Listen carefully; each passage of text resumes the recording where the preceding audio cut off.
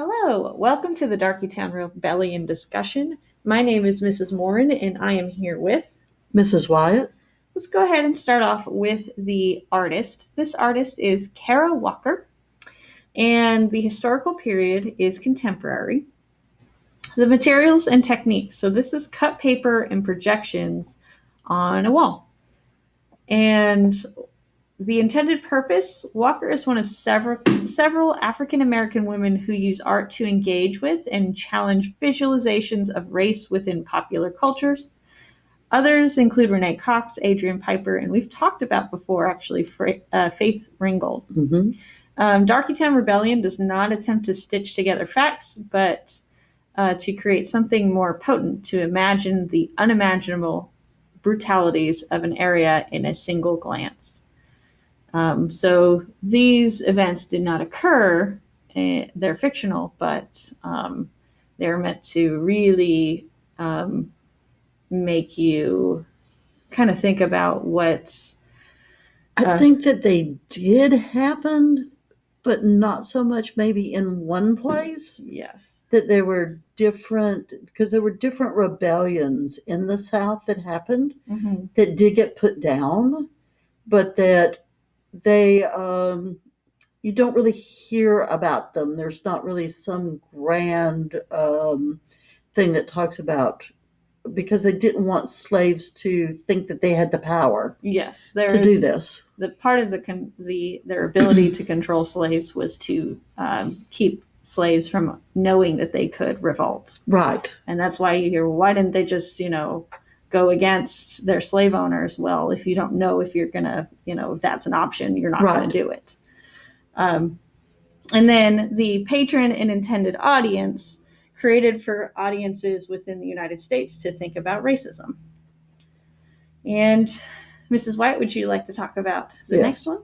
So we have two questions with this one. The first one is, how does Darkytown Rebellion reflect on the historical representations of African Americans in American visual culture? So it comes from imagery that are things like the Brooks slave ship print. And then there's a film that is called The Birth of a Nation. And then African American stereotypes like Aunt Jemima and things like lawn jockeys. So some of the things, if you haven't ever seen the Brooks slave ship print, you can look it up. And it just shows horrific conditions on the ships that I don't think any of us really truly understand how really, really awful it was. And that print does give you that idea.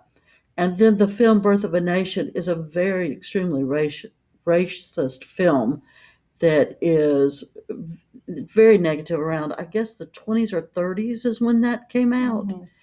And then it was meant to demonize basically Black people in the Jim Crow South. Yes. Yeah, it kind of bring about a lot of those Jim Crow laws that after the Civil War, the African Americans were beginning to get a foothold and starting to have some land and be able to prosper a little bit. And then the Jim Crow laws came around and just struck all of that down. Yes. And then things like Aunt Jemima and lawn jockeys and things like that are also stereotypes that have also really hurt the African American culture to make them seem less than. Yes.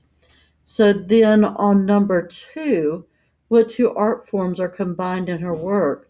So she's interested in those liquid light shows from the 1960s. And you have that, and then it's combined with silhouettes.